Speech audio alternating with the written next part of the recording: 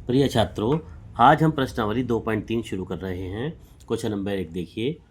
बताइए कि निम्नलिखित बहुपदों में से किस बहुपद का एक गुणनखंड x प्लस 1 है। ये 4 पार्ट दे रखे हैं, ये चारों हमें हल करने हैं। देखिए, जो 4 पार्ट हमारे बहुपद के दे रखे हैं उसमें पूछा गया है कि किस बहुपद का एक गुणनखंड x प्लस 1 है।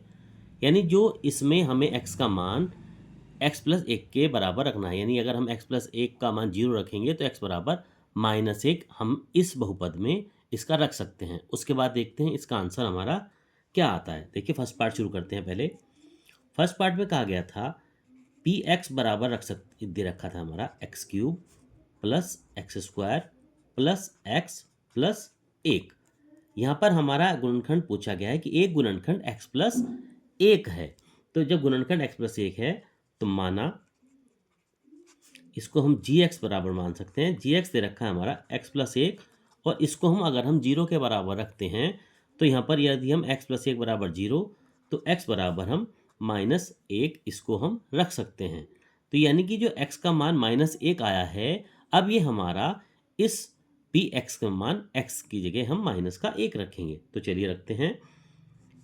इसलिए पी एक्स का मान अतः यहाँ रखेंगे, अतः पी एक्स में x बराबर -1 रखने पर, माइनस रखिए इसकी जगह, p इंटू -1 बराबर एक्स क्यूब यानी कि -1 की क्यूब प्लस एक्स स्क्वायर यानी -1 का स्क्वायर प्लस एक्स है तो -1 और प्लस का 1। -1 की क्यूब -1 गुना -1 गुना -1, ये आ जाता है हमारा माइनस का 1 और प्लस -1 गुना -1 और प्लस का चिन्ह है तो ये हमारा प्लस का 1 प्लस माइनस माइनस का 1 और फिर प्लस का 1।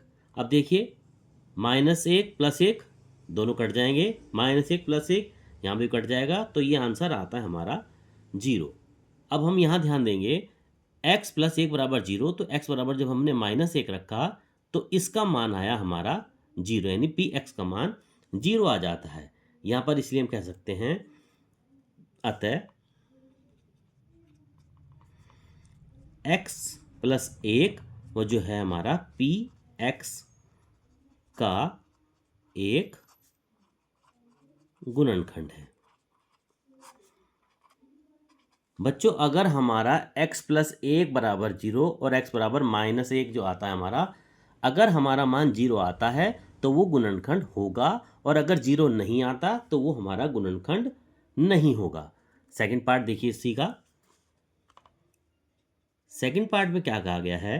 सेकंड पार्ट में कहा गया है पी एक्स, ये दे रखा है हमारा x की पावर 4 प्लस एक्स की power 3 plus x square plus x plus 1। उसी तरह से करेंगे जिस तरह से हमने ऊपर किया था। माना जी एक्स बराबर दे रखा था हमारा x प्लस 1, इसको हम जब 0 के बराबर मानेंगे तो यहाँ लिख सकते हैं, तो x बराबर माइनस का 1। तो उसी तरह से जिस तरह हमने करेंगे, अतः पी एक्स में x बराबर -1 रखने पर, अभी समीकरण में हमें x का मान -1 रखना है। तो रखिए p इंटू -1 बराबर x की पावर 4 यानी -1 की पावर 4 प्लस एक्स क्यूब यानी कि -1 का क्यूब प्लस एक्स स्क्वायर यानी -1 का स्क्वायर प्लस एक्स यानी कि माइनस का 1 और प्लस का 1।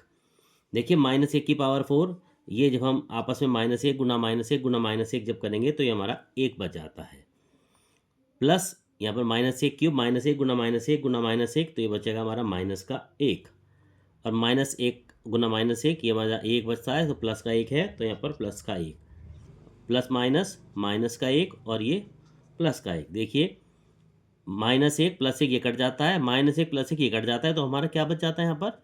सिंपल हमारा 1 बच जाता है। यानी कि यहाँ पर हमारा पी एक्स का मान, जब एक्स की जगह हम माइनस का 1 रखेंगे तो हमारा इसका मान 0 नहीं आता, 1 बचता है। जब यहाँ पर 1 बचता है तो इसलिए हम यहाँ पर लिखेंगे, क्योंकि ये हमारा शून्यांक नहीं होगा। शून्यांक क्यों नहीं होगा? क्योंकि इसका मान हमारा 0 नहीं आया है। तो यहाँ लिखेंगे, इसलिए x प्लस 1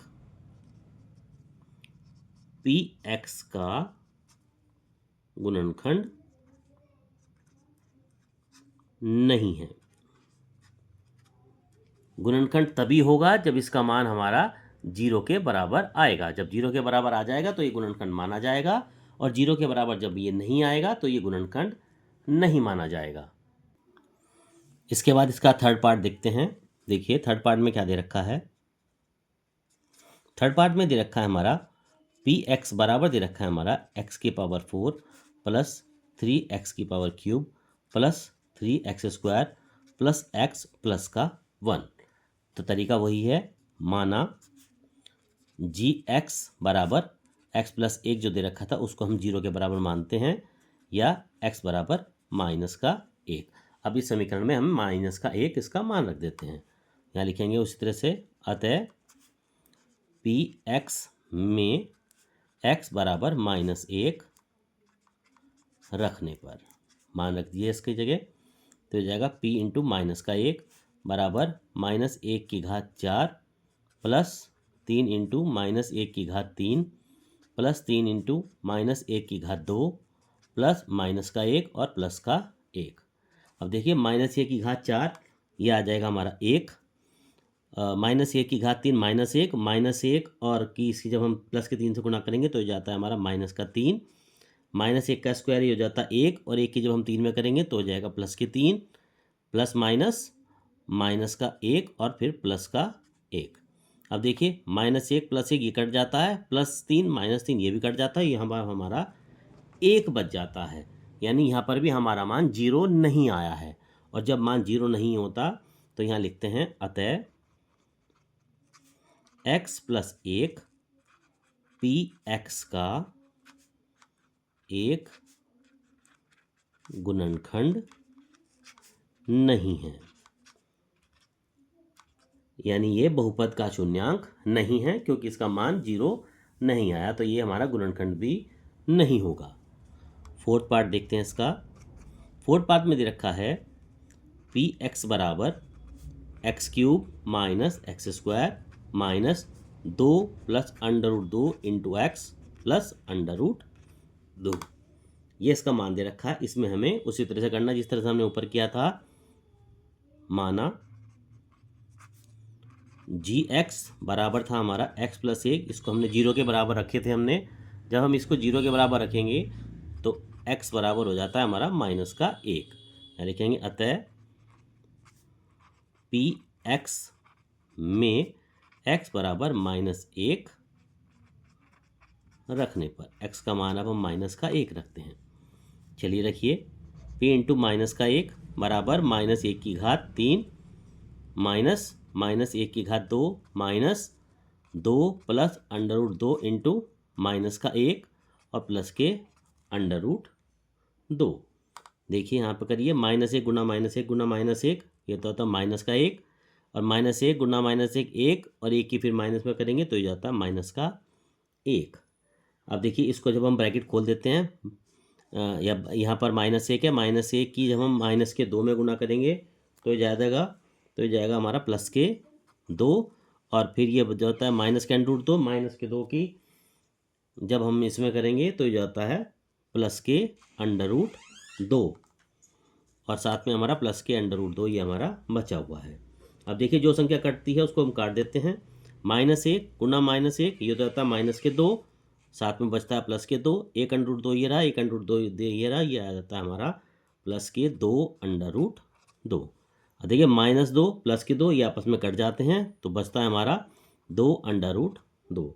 यानी यहाँ पर भी हम देख रहे हैं, जब हम x का मान -1 रख देते हैं तो हमारा पी एक्स का मान 0 नहीं आता, और जब 0 नहीं आएगा तो उसी तरह से लिखेंगे, अतः x + 1 पी एक्स का गुणनखंड नहीं है। अतः x + 1 पी एक्स का गुणनखंड नहीं है। तो बच्चों आज ये आपका प्रश्न नंबर 1 पूरा हो जाता है। प्रश्नावली 2.3।